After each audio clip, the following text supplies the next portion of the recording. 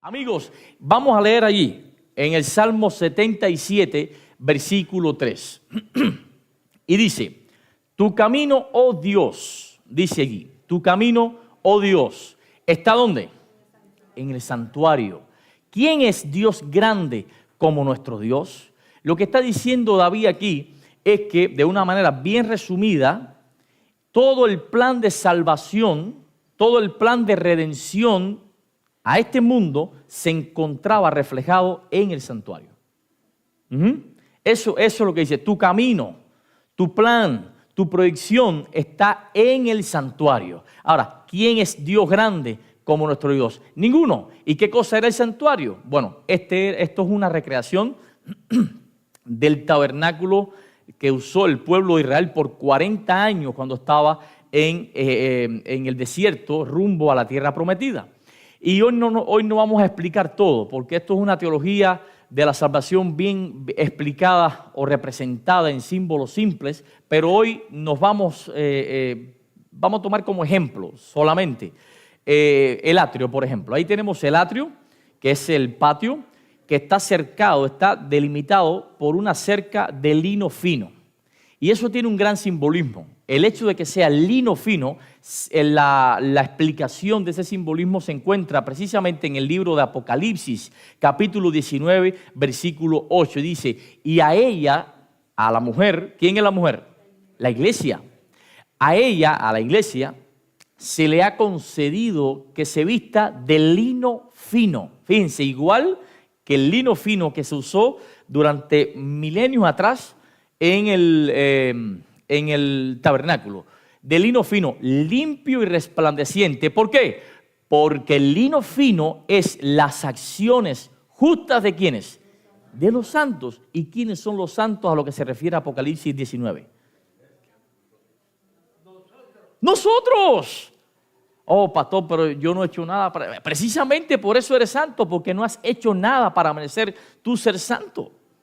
Somos santos precisamente porque sobre nuestras vidas, desde un punto de vista espiritual, fue colocado el manto de justicia, de santidad. ¿De quién?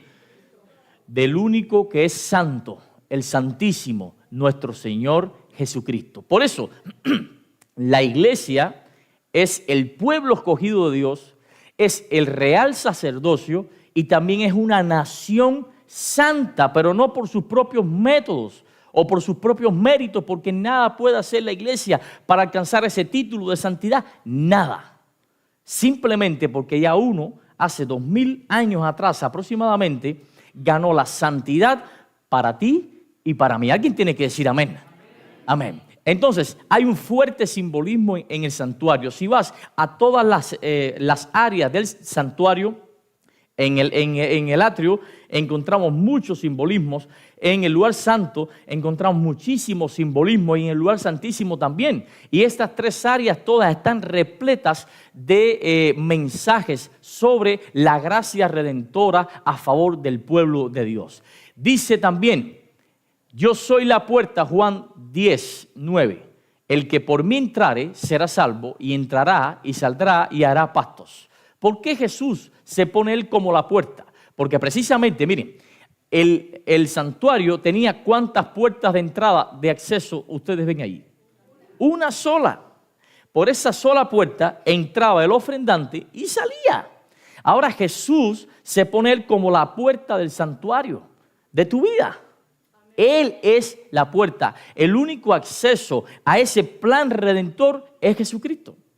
No son tus méritos, no es lo que tú pienses, no es cómo te portes, no es lo que ganes, el dinero que tengas, los títulos que alcances. El único que es la puerta para acceder al plan de redención es Jesucristo. Gloria a su nombre. Por eso dice en Juan 10:9, yo soy la puerta. Y es como una respuesta a la pregunta, Señor, ¿y qué significa la puerta del atrio? Bueno, pues la puerta soy yo. También los pastores de estos años, de este tiempo, especialmente allá en esa parte geográfica del Oriente Próximo, pues hacían unos corralones grandes, metían sus ovejas Y entonces esos corralones no tenían ventana, no tenían nada. Solamente tenía una puerta de acceso también para garantizar la seguridad de todas las ovejas. Y el pastor se colocaba en el mismo medio de la puerta. Allí, en ese acceso, él se convertía en la puerta. Él pasaba la noche entera allí cuidando a sus ovejas. De manera que si viene un depredador, tiene que pasar por encima del cuerpo del pastor, tiene que vérselas primero con el pastor para después atacar a las ovejas. Del mismo modo, Jesús es la puerta de tu vida. Y el hecho de que sea Jesús la puerta de tu vida significa de que tienes un defensor. Por eso dice Juan, que abogado tenemos para con nosotros. Jesucristo, ¿quién? El justo. Entonces, con un abogado defensor como Jesucristo, ¿qué juicio podríamos perder? Ninguno. Entonces no hay motivo para vivir la vida cristiana con la cara de este tamaño. Sí, no hay motivo para vivir la vida cristiana como sufriendo. No, el cristiano debe ser la persona más feliz del mundo. Porque tenemos una esperanza que el mundo carece. Entonces el mundo tiene que ver en nuestras vidas esa esperanza. Pero en nuestra vida esa esperanza se refleja en nuestro rostro, en nuestra mirada, en nuestra manera de actuar también. Porque Jesús es la puerta de nuestra vida. Yo soy la puerta. El que por mí entrare, bueno, pues entonces será salvo.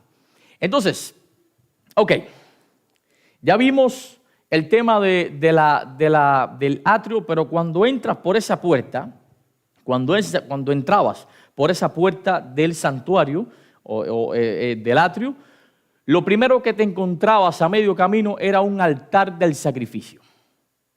Era lo primero. Este altar de sacrificio no era una cosita pequeña, no, era enorme, era grande. ¿Por qué? Porque ahí se quemaban las ofrendas que traían los ofrendantes. Por ejemplo, yo había pecado, yo soy israelita, había pecado, había cometido cierto pecado y yo traía mi ovejita, la única que yo tenía tal vez, o una de 4 que yo tenía, que dormía en mi casa conmigo, que yo le llamaba por nombre y yo la llevaba hasta ahí al frente del altar del holocausto. Y yo mismo transfería, ponía las manos sobre la cabeza del animal, confesaba mis pecados y de manera simbólica mis pecados eran transferidos hacia mi ovejita.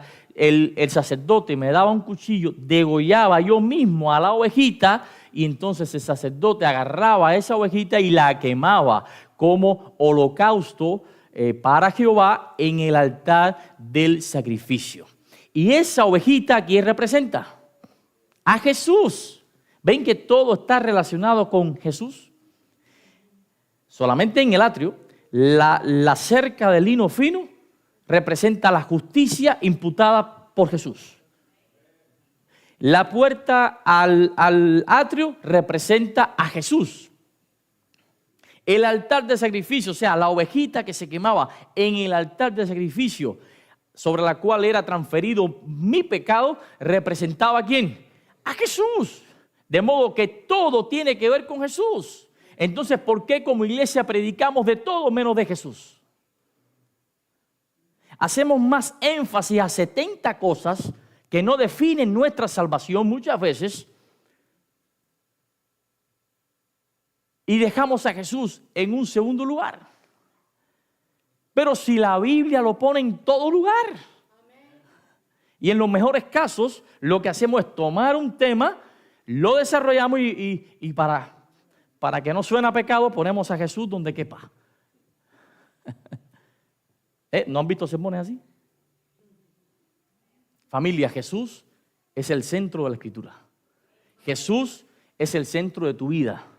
Porque cuando muere un hermano tuyo, cuando tu matrimonio está deshecho, cuando tienes una situación bien compleja en tu casa y te quedas solo en tu habitación, pregúntale a la doctrina si puede hacer algo por ti.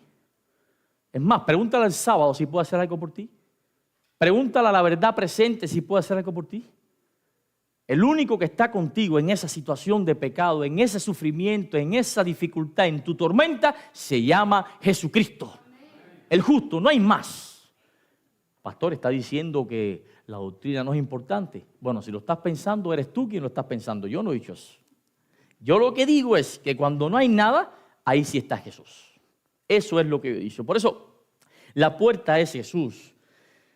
La oveja que cubre nuestras vidas es Jesús. Entonces, todo tiene que ver con un plan estrictamente y cuidadosamente diseñado para nuestra salvación. Y ese plan, ¿cómo se llama? ¿La qué? La salvación, sí. El plan de salvación, ¿cómo se llama? La gracia. La gracia no es el perdón de los pecados, ¿no? El perdón de los pecados es parte de la gracia. Es parte de ese plan. La gracia no es la fe. La fe es una cosa y la gracia es otra. ¿Ok? La gracia no es el llamado de Dios. Yo estoy a la puerta y llamo. Esa no es la gracia. No, esa es parte de un plan de salvación que incluye el toque a la puerta del corazón, que incluye los métodos para llamarte, que incluye el perdón de los pecados, la asignación del don de la fe. O sea, es todo un cómputo. La gracia es ese amor activo de Dios procurando por todos los métodos posibles de salvarte. Eso se llama gracia. Por eso tenemos que tener bien claro. Ahora, si seguimos entrando en los diferentes niveles del santuario, que hoy no va a ser el día, vamos a ver muchas cosas. Por eso aquí tenemos solamente en el atrio tenemos la justificación por la fe, nada más visto allí. Y digo justificación por la fe porque no es lo mismo justificación por la fe que los otros niveles que se ven en el lugar santo y en el lugar santísimo. Ahí tenemos los niveles de acción de la fe en el tabernáculo. En el atrio tenemos todo representado por la justificación de la fe. Cuando entras al lugar santo, entonces ya no es justificación por la fe, ya es santificación por la fe. Y cuando entras al lugar santísimo, entonces ya es la glorificación por la fe. Son varios niveles. ¿Van conmigo? Pero en otro momento desarrollaré un tema explicando qué cosa es justificación por la fe, qué cosa es santificación por la fe y qué cosa es glorificación por la fe y cómo se ve en cada uno de los símbolos del tabernáculo. ¿Ok? Ahora, vamos a centrarnos hoy en lo que nos queda de tiempo en el centro de la Biblia, que es el amor activo de Dios para salvación del ser humano, la gracia. Y abro paréntesis, fíjense, esto es un tema, tristemente, es un tema espinoso. O sea, debiera ser espinoso la calificación del pecado. Todos tenemos claro qué cosa es pecado. Todos sabemos que pecado es, bueno, hay 6 calificaciones de pecado en la Biblia, pero los más conocidos, pecado es transgresión de la ley. Pecado es saber hacer lo bueno y no hacerlo. ¿Ok? O sea, ahora, pecado es desobediencia. O sea, todos tenemos, no hay un solo cristiano que no sepa qué cosa es pecado. Todos sabemos qué cosa es pecado, pero cuando se habla de la gracia, entonces hay 20 posiciones. Y en la Biblia está más claro explicado la gracia que el mismo pecado. ¿Por qué entonces? Porque hacemos énfasis siempre. Es la inherencia humana hacer énfasis en lo negativo que en lo positivo. Usted lo invita a una fiesta. Usted lo invitan a una fiesta. Ahora viene el baby shower de un familiar de Vladimir. Y lo invitan. Eso va a estar precioso, todo decorado, espectacular. Contrataron no sé cuánta gente, metieron. Se la gastaron. Tremendo, una decoración especial. Y llegamos, hermoso, esto es puro lujo. El buffet, no, el refrigerio riquísimo, todo. Especial. Pero hubo un bucarito chiquitico con una flor que para ti no pegaba con el resto de la decoración.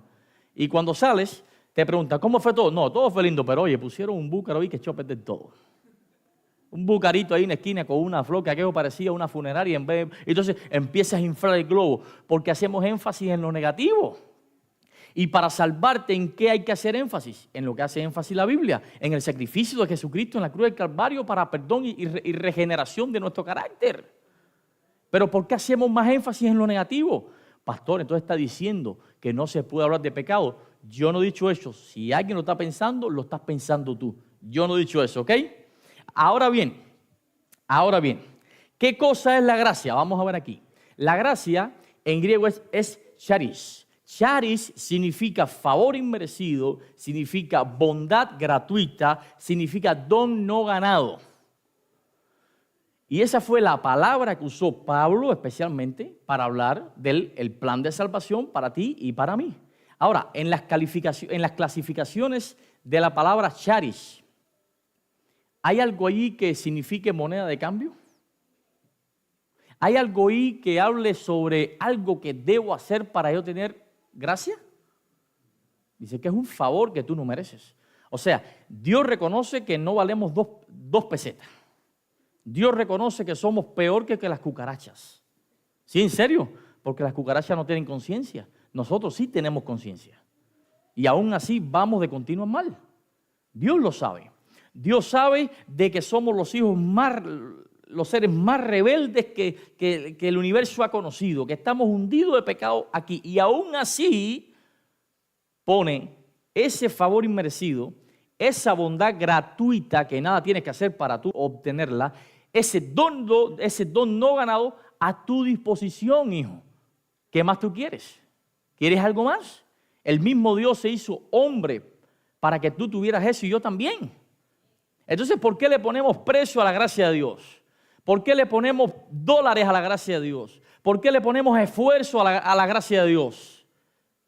Unos piensan que, porque las cosas se van de esquina a esquina, unos piensan que la gracia es una vez salvo, siempre salvo y hago lo que yo quiero. Entonces, sí, como yo sé que Dios me va a perdonar, vuelvo a pecar. Bueno, quien piense eso está perdido. Usted se imagina que yo le preste a usted un dinero, que cada vez que usted me llama estoy dispuesto, que yo lo defiendo en todo lugar, soy un amigo, sin ningún tipo de cuestionamiento, voy con usted hasta el final. Un día usted me falla y yo lo perdono, y porque yo lo perdoné, entonces usted dice, me perdonó, ahora puedo ofenderlo cada vez que yo quiera, yo sé que me va a perdonar. ¿Quién tiene un problema, yo o usted? Usted. Quien tiene un problema de carácter que resolver es usted. Por eso, cuando decimos que Dios nos perdona, Dios nos da su gracia y comenzamos a vivir sin tenernos que ganar esa gracia, el que piense, entonces ahora puedo ir como yo quiera, tiene un problema de carácter serio que tiene que resolver. Entonces, aquí tenemos, dice Efesios 2, 8, 9. Pastor, no ha citado un texto de lo que está diciendo. Tomen nota a los que les gustan escribir textos bíblicos. Efesios 2, 8 y 9. Porque por gracia sois, ¿por medio de qué? Y esto no es de ustedes, es don de Dios. No por qué. ¿Para que nadie? Hermanos, unos piensan de que se puede hacer de todo porque hay gracia. Otros piensan de que la salvación hay que ganársela por las obras, y está también el que piensa que hay que combinar las dos cosas. Los tres están equivocados. Ni hay que combinar gracia con obras, ni hay que hacer lo que nos dé el deseo porque somos salvos o porque tenemos el regalo a nuestra disposición, ni la gracia se compra con las obras. Simplemente, la gracia, la salvación, es ¿por qué? Por fe. No es por obra. No hay un solo texto, y esto puede incomodarle a alguien. De hecho, tristemente, cuando alguien se para en un lugar público a hablar de la gracia, no sale ileso. Siempre sale con una pedrada. Bueno, a Pablo le cortaron la cabeza, ¿no? Pero bueno, no hay un solo texto en la Biblia. Me gusta ser bíblico, aunque sea frontal muchas veces a las tradiciones. Pero la Biblia lo dice y yo lo creo. Y no hay un solo texto bíblico que diga que la gracia hay que combinarla con las obras. Uno no hay. Dice que la fe sí se muestra por obra, pero no la gracia. Entonces, dice que la gracia, la salvación es un don, es un regalo. Y no es por obras para que no te hagas el lindo, para que no te creas cosas. Soy adventista de cuarta generación, soy evangélico de toda mi vida, mi padre, no sé, y yo tengo 7 ministerios. Nada de eso sirve para salvarte. Eso es lo que tienes que hacer y mucho más. Porque se te fue dado un regalo que significa tu vida eterna. Entonces, en respuesta a ese regalo, lo menos que puedes hacer es vivir para Dios. Lo menos, lo más chiquito. Por eso, ya hasta aquí vimos que la gracia no tiene nada que ver con las obras, ¿ok? No podemos hacer nada para salvarnos. para merecer eso. De hecho, es un favor inmerecido. Ahora, ¿qué es la fe y en qué se diferencia de la gracia? Porque muchas veces hay muchos teólogos, hay muchos hermanos que confunden fe con gracia y las vinculan y cometen errores doctrinales. Y por eso es que se enreda un poco la pita. La fe es una cosa y la gracia es otra muy distinta. ¿Qué cosa es la fe? Hebreos 11:1. La fe es la certeza de algo que se espera y es la convicción de algo que no se ve, de lo que no se ve. Ahora, ¿la gracia es certeza? No. ¿La gracia es convicción de algo invisible? Tampoco. ¿Por qué? Porque la fe nace de nosotros, pero la gracia nace de Dios. Ahí está la gran diferencia. La gracia nace de Dios y la fe, aunque es colocada en el corazón humano, nace en nosotros. Oh, pastor, entonces vamos a... No. Vamos a ver, vamos a entrarnos más. Gracia es favor inmerecido de Dios, es la causa y fuente de la salvación, mientras que la fe es el canal por el cual recibimos lo que Dios ofrece, el medio por el cual accedemos a esa gracia. La gracia es la mano de Dios extendida para el ser humano y la fe es la mano del ser humano extendida hacia Dios. ¿Ya? Eso es una cosa diferente a la otra. ¿Ok? Entonces, si eso es así, pastor, ¿a qué se refiere este texto que es un texto bomba? Hermanos míos, dice Santiago, hermano de Cristo, hermanos míos, ¿de qué aprovechará si alguno dice que tiene fe y no tiene obras? Ay, pastor, se metió en camisa 11 varas. ¿Podrá la fe salvarle? Mire cuántas veces se repite fe, ¿ok? ¿Podrá la fe salvarle? Y si un hermano o una hermana están desnudos y tienen una necesidad del mantenimiento de cada día, y alguno de vosotros les dice, vayan en paz, calentados y saciados, pero no les dais las cosas que son necesarias para el cuerpo, ¿de qué aprovecha? Así también, vuelvo a repetir, la fe, si no tiene obras, ¿es qué? Muerta. Aquí estoy de acuerdo con eso. La Biblia lo dice. Pero alguno dirá, ¿tú tienes fe y yo tengo obras? Muéstrame entonces tu fe sin tus obras y yo te mostraré mi fe por mis obras. Mire cuántas veces habla fe. Tú crees que Dios es uno, bien haces. También los demonios creen y tiemblan. Mas quieres saber, hombre vano, que la fe sin obras es muerta. No fue justificado por las obras Abraham, nuestro padre, cuando ofreció a su hijo Isaac en el altar. Entonces esto le puede llenar la cabeza. ¿Ves que hay que hacer obras para ser justificado? Te voy a explicar ese texto a partir de la misma Biblia. ¿No ves que la fe actuó juntamente con sus obras? ¿Ves, pastor, que hay que combinar la gracia con las obras? Y que la fe se perfeccionó por las obras. Y se cumplió la escritura que dice, Abraham creyó a Dios y le fue contado, ¿por qué? Por justicia, y fue llamado amigo de Dios. Vosotros ven, pues, que el hombre es justificado por las obras y no solamente por la fe. ¡Wow, pastor! Se está tirando una cubeta de agua encima.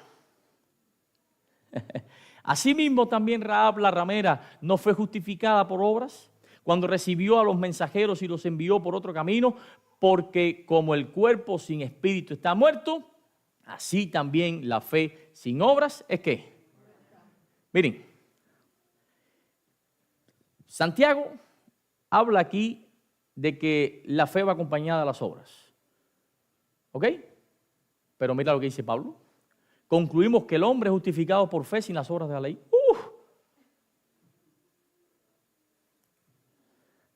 ¿A quién le creemos?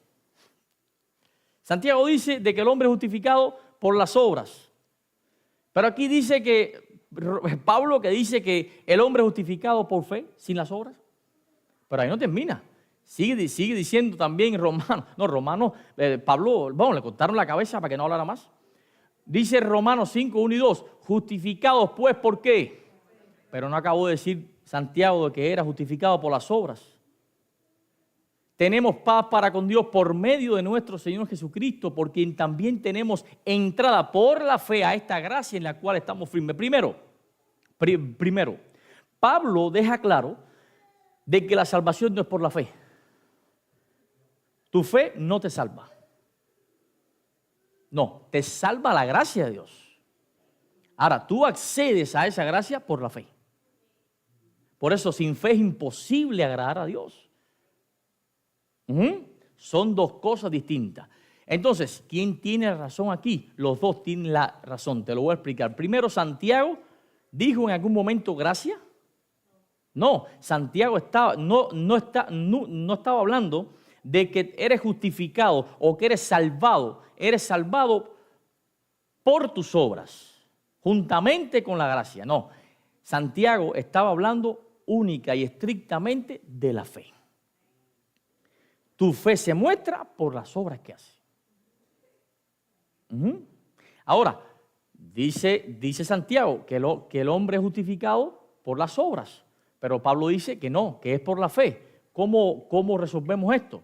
En teología hay algo que se llama tensión. Bueno, Gil, que estudió teología, lo sabe. Hay algo que se llama tensión, que no es lo mismo una tensión teológica que una contradicción teológica. La Biblia no se contradice. ¿Ok? Entonces, vamos a explicar esto. Miren qué interesante. Dice Génesis 15:6. Creyó Abraham a Dios y le fue contado, ¿por qué? O sea, fue justificado a Abraham. Y es interesante que Santiago evoca a un ejemplo de Abraham que ocurrió en el capítulo 22. O sea, 7 capítulos después de que fue realmente justificado Abraham. Sin hacer nada. El mismo texto de Génesis dice que Abraham fue justificado por las obras que hizo. Dice que fue justificado porque le creyó a Dios por la fe. Pero Santiago dice que Abraham fue justificado por las obras y toma como ejemplo el sacrificio de Isaac, que ocurre 7 capítulos después de que fue justificado Abraham. Qué interesante, ¿eh? Mira, ahí lo dice, no fue justificado por las obras Abraham nuestro padre cuando ofreció a su hijo sobre el altar. ¿Ven? Evocando, ¿no? Esto le parte el cerebro a cualquiera. Vámonos profundo hoy, ¿ok? Para entender la gracia hay que leer Biblia. Ahora, ¿cómo resolvemos esta segunda tensión? Sencillamente, miren, es fácil. Son eventos distintos.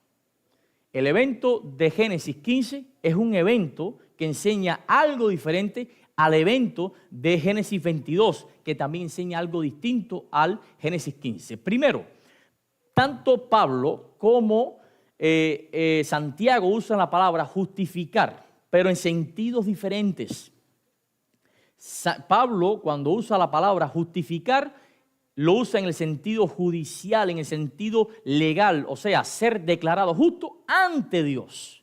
Por eso dice, el hombre es justificado por la fe sin las obras de la ley. ¿Ante quién es justificado? Según el contexto de Romanos 3:28, el hombre, ¿ante quién?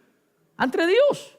Entonces, el sentido de la palabra justificado allí es justificado ante Dios, ante un juicio divino.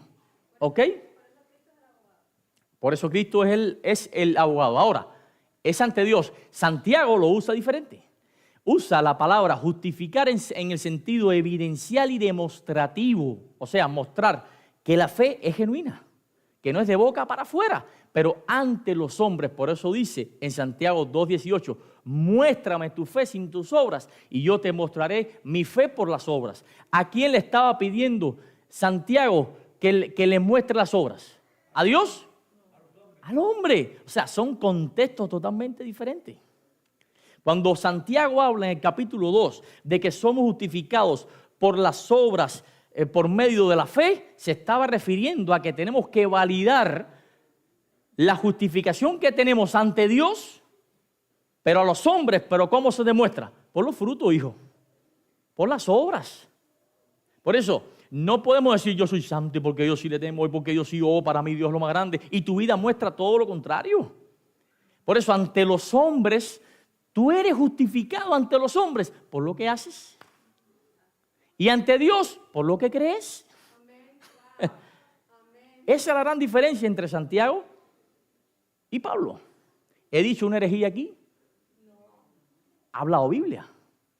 Quien no esté de acuerdo con esto, no está de acuerdo con los conceptos bíblicos, no solo que enseña la iglesia adventista del séptimo día, que enseñan, yo me atrevería a decir, el 99,9% de todas las iglesias. ¿Por qué? Porque lo dice la Biblia. Un solo texto no hay que diga que somos salvos o justificados por las obras. Cuando digo justificado es salvo, ¿ok? En el sentido de la salvación. Porque hay textos en Apocalipsis que también dice Cristo, y recompensaré a cada uno según sus qué. Pero ahí no habla de salvación, ahí habla de niveles de recompensa.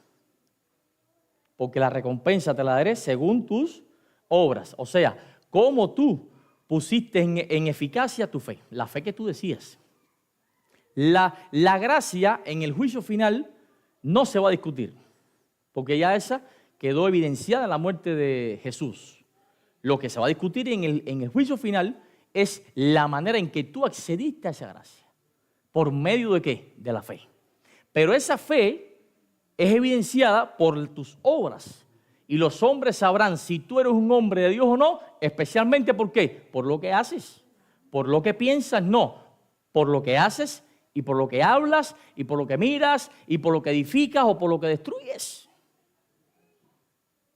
Por eso esto choca mucho a nuestras mentes, porque la gracia o la verdad bíblica sobre gracia no anda dando bandazos por todas las esquinas de la Biblia, no.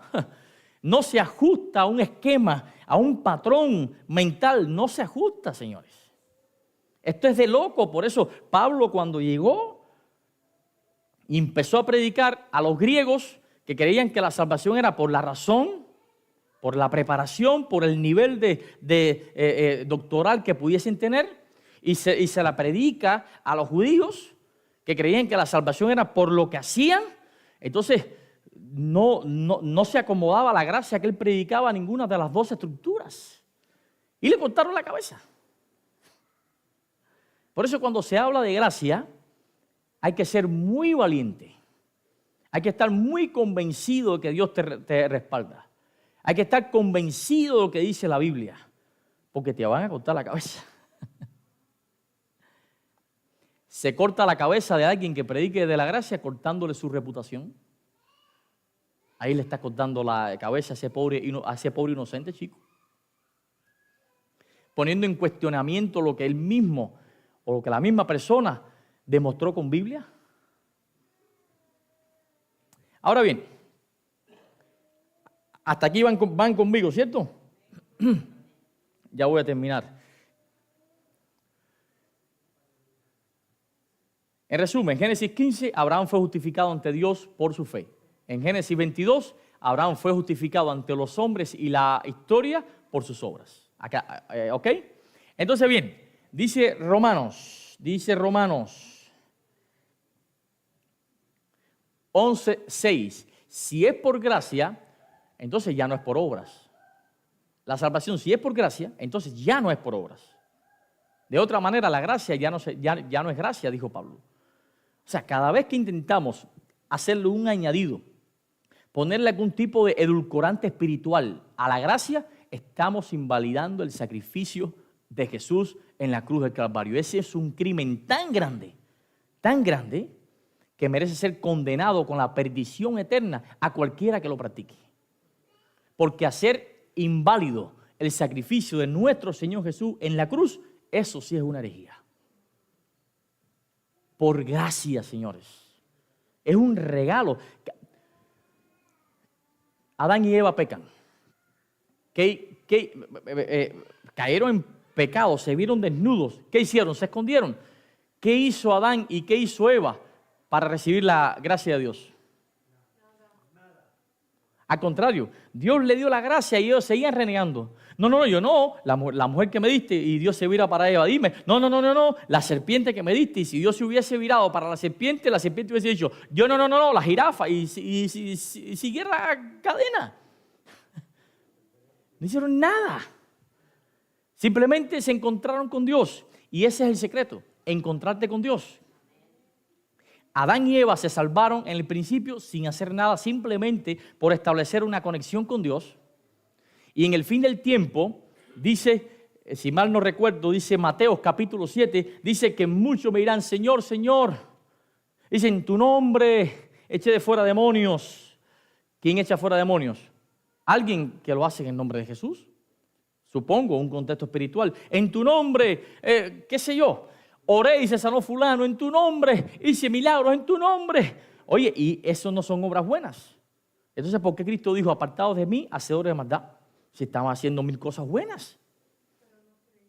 Lo que pasa es que el secreto viene después. Cuando dice, apartados de mí, hacedores de maldad, nunca os conocí. No había relación. La causa de que se pierdan esa gente no fueron sus obras, fue su falta de relación. Oye, súbeme un poquito el micrófono, por favor, un tin nada más. Fue su falta de relación. De modo que el principio de la salvación es conocer, establecer relación con Dios. Por eso dice Juan 17:3. Y esta es, ¿qué cosa? La vida eterna. Oye, que guarde los 10 mandamientos. Oye, que no ofendas a Dios en sábado. Oye, que no hagas esto. Oye, dice todo, una lista. Que te conozcan a ti. Ya. Oh, pero entonces, ¿es conocer a Dios y hago lo que yo quiera? No, quien conoce a Dios nunca más es el mismo. Nunca más. La evidencia de que usted conoce a Dios es su vida de santidad. Es su vida de santidad. Última cosa. Bueno, dice Hebreos, mas sin fe es imposible agradar a Dios. La pregunta aquí de la mañana. Pastor, ¿debo arrepentirme para recibir el Espíritu Santo? ¿Sí o no? A ver. Bueno, pues no. ¿No? Este pastor es un hereje. Lo voy a explicar y con Biblia, ¿ok? Para recibir el Espíritu Santo o para arrepentirte no tienes que recibir el Espíritu Santo. Para arrepentirme, o sea, a ver, voy a formular la pregunta. Para recibir el Espíritu Santo, ahí quizá la pregunta está mal enfocada. Para recibir el Espíritu Santo, ¿debo arrepentirme? No. Ahora sí la dije bien. ¿Sí? A ver, ¿sí? ¿No? Oh, ahí sí se enredaron, ¿verdad? Vamos a ver lo que dice la Biblia. Yo no voy a hablar más. La única manera de poder acceder al arrepentimiento es con el Espíritu Santo. Primero viene el Espíritu Santo y después viene el arrepentimiento, señores.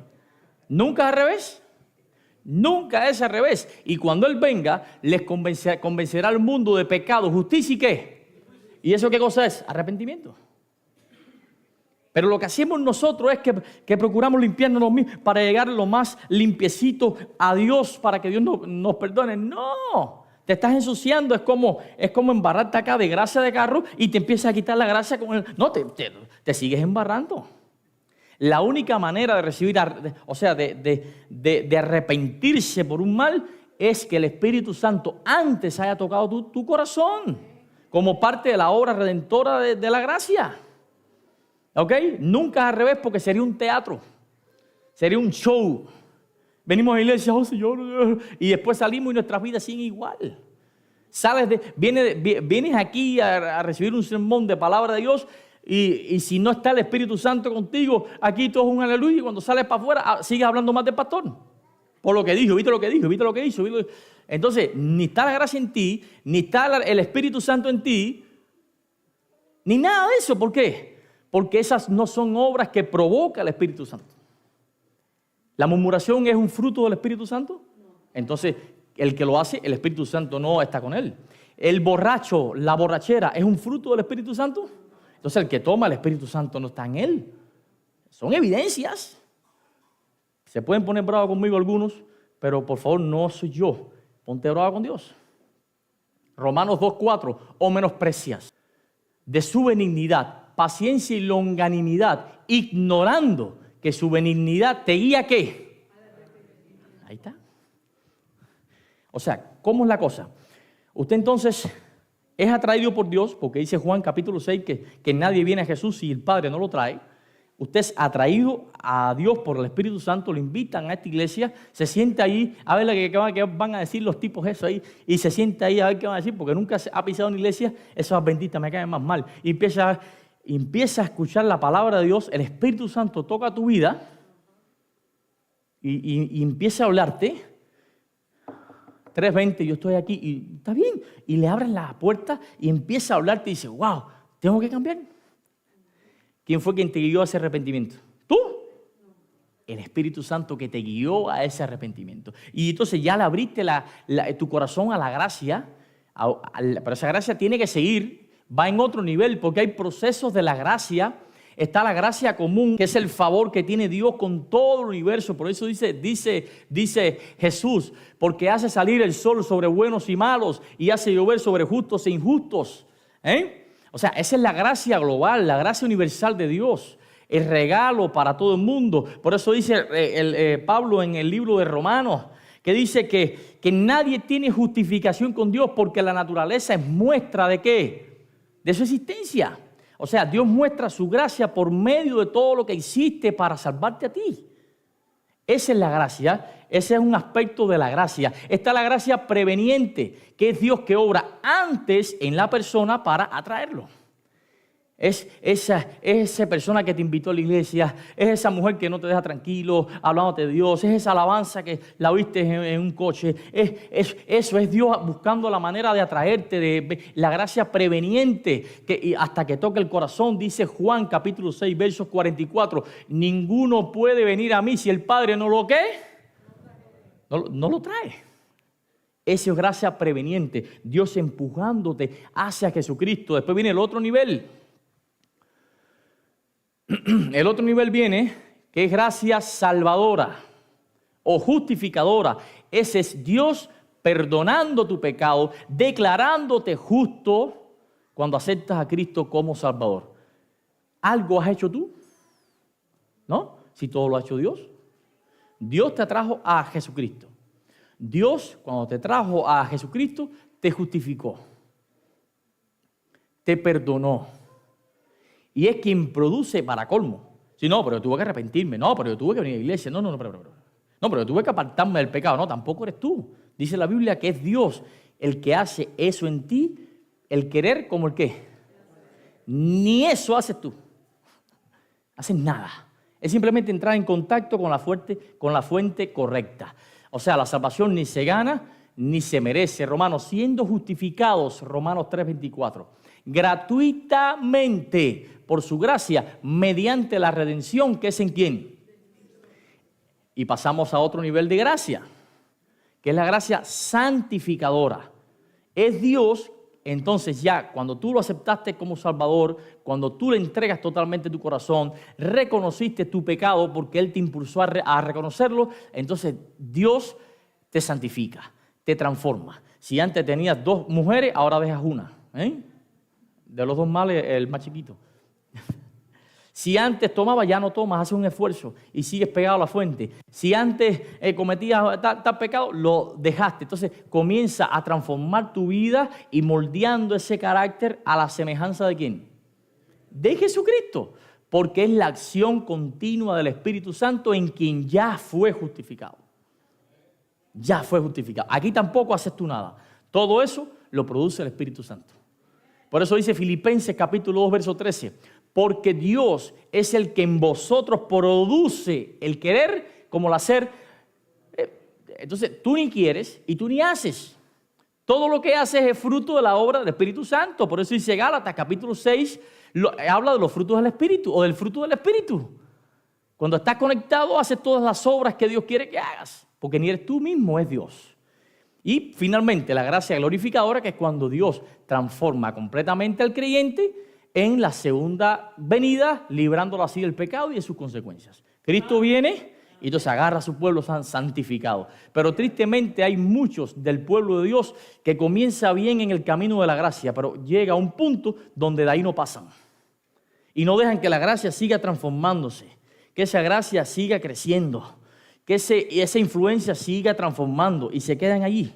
Entonces se meten 40 años en la iglesia Y muchos creen que son justos, pero Dios sabe que todavía no han llegado a la plenitud de la gracia, y eso fue lo que pasó en la iglesia del primer siglo. Cuando Pablo dijo, señores, ya no tomen más leche, ya se acabó. Tomaron calastro, se dice, colostro y ahora leche, pero sacan de ahí y sigan creciendo. Por eso sigan los niveles de santificación, sigan creciendo. Por eso dice Pedro, en primera de Pedro dice que sigamos creciendo, 3:18 creo que es, en el conocimiento y en la gracia de Jesucristo. ¿Ok? Que sigamos creciendo en eso. Y ya termino, familia. A los que justificó, esto también glorificó. Por eso dice Hebreos 12:15, mirad bien, no sea que alguno deje de alcanzar la gracia de Dios. O sea, que alguno ya deje de alcanzar las expectativas que Dios tiene. Hermanos míos, el llamado mío en esta mañana es claro. Yo no quiero tocar tus emociones. Yo no quiero tocar tus sentimientos ni nada de eso. Yo quiero hablarte a tu intelecto. ¿Qué razones? ¿Qué pienses? Si alguna de las cosas que yo dije aquí fueron infundadas en la Biblia. Y si hay dudas con otros textos de Apocalipsis, yo puedo dedicar un sermón para explicártelo. Para que veas que no tienen nada que ver con la gracia. Cada vez que hay confusión con el tema de la gracia, hacemos insuficiente el sacrificio de Jesús a favor nuestro.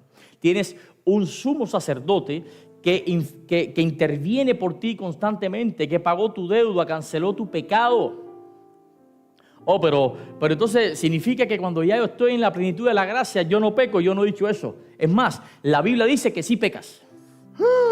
¡Otra herejía! Bueno, entonces, ¿cómo conveníamos esto? Con el Salmo que dice que 7 veces cae el justo y 7 se levanta. Porque dice que quien cae no es el pecador, es el justo. O sea, es interesante que el justo cae y no se le quita el nivel de justicia. El justo cae y no deja de ser justo. Pero si cayó, pastor, sí, pero cayó bajo la cobertura del manto de justicia de Jesucristo. ¿Te das cuenta la diferencia? Cuando entiendes la gracia, vives un cristianismo libre. No centrado en lo que tengo que hacer, en lo que no tengo que hacer. No, centrado en Jesucristo. Cuando tú vives un cristianismo centrado en lo que se debe hacer, en lo que no se debe hacer, quitas a Jesús de su puesto. Céntrate en Jesucristo y Él va a hacer en ti el querer de Él como el hacer. Puede ser que peques. Pero la caída del justo es como la caída de alguien que va en un ascensor en el hospital de Loma Linda. Va para el piso número 30. Y ahí tambaleó un poco el elevador y usted cayó. Pero cayó en el ascenso. Cayó en el ascenso. ¿Por qué? Porque caíste dentro del elevador. Si usted cae dentro del perímetro divino, usted cae y usted se levanta. Porque a usted lo cubre el manto de justicia de Jesús. Por eso, quítate todas esas cadenas que envuelven tu mente. Y vive un cristianismo feliz, libre de preconceptos infundados en la Biblia y fundados en la tradición y en el que te enseñó la Biblia. Es hora de deshacerse de toda esa situación y centrarse únicamente en el centro de adoración que es Jesucristo. Cuando la NASA envía un cohete hacia el espacio, el cohete mide yo no sé cuántos metros. Y en la medida que va rompiendo capas, se va deshaciendo de pedazos para alcanzar más ¿qué? Más velocidad. Y cuando sale para la estratosfera, solo sale con el núcleo, que es donde está el corazón del cosmonauta. Vive la vida cristiana de tal modo. Hay algunos que se bautizaron. Yo quiero llamar al frente a Alonso. Venga acá. Ya sabrás por qué. En lo que va de año, gracias a Dios, hemos bautizado 34. Para gloria de Dios. 7 personas más preparadas para bautizarse. Y van a venir más, porque el timonel de esta iglesia se llama Jesucristo. Y en la medida que empiezan de cero, yo no puedo pretender de que Alonso viva una vida como la llevo yo, que nací en iglesia. Ese muchacho es un bebé espiritual. Pero en la medida, Alonso, que vayas creciendo en Jesucristo, vete deshaciéndote de las cosas que te enseñaron que no son bíblicas. La única manera, ¿cuál es? Escuchando a la gente. Escucha, pero vea la Biblia. Biblia. Somos la iglesia de la Biblia. Sola escritura, sola gracia, sola fe, solo Cristo. Son los pilares que llevaron a esta iglesia a hacer un movimiento. Y lo hemos perdido en el camino. Nos hemos convertido en una institución sin darnos cuenta. Hemos perdido el ánimo de movimiento. Lo único que queremos es orden, que las cosas salgan bien. Y si hay orden, ¿para qué hace falta el Espíritu Santo? Aquí se necesita el Espíritu Santo. Tú necesitas el Espíritu Santo. Tú necesitas de Jesús. Y cuando cada uno de nosotros hoy en esta tarde ya le abre el corazón a Jesucristo y le pido perdón a los que van a contar ahora que estoy pasado 15 minuticos, ya voy a cerrar. Pero cuando le abres el corazón al Espíritu Santo, tú te transformas y la iglesia se transforma. Porque la iglesia eres tú, no es el del lado. Alonso se bautizó este sábado pasado. Fue una de las cosechas lindas de Jesucristo. Alonso respondió a la gracia preveniente, Dios atrayéndolo. Respondió al segundo nivel, que es Dios santificándolo o justificándolo.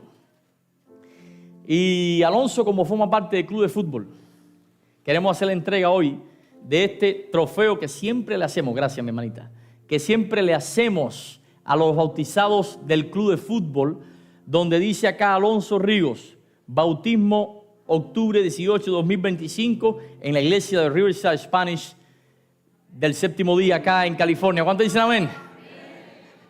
Y este es puede ser que se le pierda el papelito, el certificado bautismal. Yo conservo el mío, pero puede ser que se pierda. Pero esto no lo votes nunca, brother. Te aceptamos en el pueblo de Dios porque Dios te acepta. Vamos a ponernos de pie para orar. Ya que hoy hemos entendido que somos salvos no porque somos buenos, sino porque Dios es bueno. Amante Rey, gracias porque tú eres grande en gran manera. Gracias. Bueno, primero perdón, porque hemos pecado contra ti. Es increíble que tu pueblo entiende mejor el pecado que la gracia. Quizás sea porque hacemos más énfasis en una cosa que en la otra. Es increíble que se predican de muchas cosas menos de la gracia. Hace poco, Señor, escuché a un pastor diciendo, esa teología barata de la gracia, Dios mío, y mi corazón se estrujaba, Señor. La gracia no es barata porque a nosotros no nos cueste nada. Le costó la muerte al mismo Jesucristo. Hoy en esta tarde ya abrimos nuestro corazón a ese Jesús para que influya desde nuestra cabeza hasta nuestros pies, transforme todo lo que quiera transformar, cambie nuestras estructuras mentales y ponga allí las ideas que Él quiere. Perdona nuestros pecados, ayúdanos a seguir adelante. Sabemos que vamos a caer, porque dice tu palabra que podemos caer, pero no es lo mismo ya, porque no es lo mismo vivir en un pecado que pecar ocasionalmente. Pero es allí, en esa debilidad, donde tú te glorificas, Dios, y nos das perdón y una segunda oportunidad. Y hoy nos colocamos en nuestros hombros el manto de Jesucristo para perdón de nuestros pecados y salvación de tu pueblo. Danos la seguridad, o dale a tu pueblo la seguridad de que todos son salvos, no por lo que han hecho, sino por la gracia que fue imputada sobre ellos, como hiciste con el ladrón en la cruz, como hiciste con Adán y Eva, como hiciste con todos tus discípulos y como hiciste con nosotros un día, que nos diste el regalo de tu salvación. Ahora, aumenta nuestra fe, Dios mío. ¿Para qué? Para poder actuar conforme a tu voluntad, porque ya no queremos vivir como queremos, queremos vivir como tú quieres. En respuesta a ese regalo inmerecido, nosotros ahora, por influencia de tu Espíritu, queremos hacer lo que tú quieres que hagamos. Decir tus palabras, andar tus pasos, seguir tu ejemplo. Santifica a tu pueblo y perdónanos, Señor, porque tal vez no nos hemos comportado como tú quieres. Derrama tu Espíritu y sopla en nosotros. En el nombre poderosísimo de nuestro Señor Jesús lo pido. La iglesia de corazón lo cree y dice amén. Que Dios te bendiga, iglesia. Los espero afuera para darte la mano y un abrazo.